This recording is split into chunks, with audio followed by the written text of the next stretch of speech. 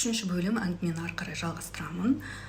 Бұл негатив, стресске түскен кезде сіз оның егер уақытында өзіңізге стоп деп айтпайтын болсаңыз, сізді төменгі вибрацияға тартып, одан бетер сіз батпақтан батпаққа бата бересіз.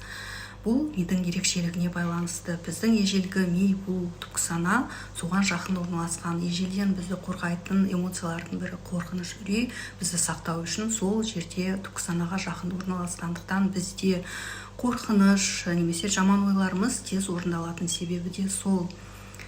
Бұл жерде айтып кететін нәрсе, мен не істесем де негатив ойладым.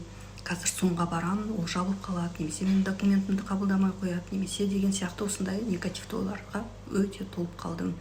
Сол соңға барсам да, қай бір жерлерге документімді тапсыруға барсам да, сол жерде компьютер істемей қалады, немесе бізде бүгін қабылдамаймыз деген сияқты ми сізде түпкі санаңыз неге сенсе, соны орындайды екен.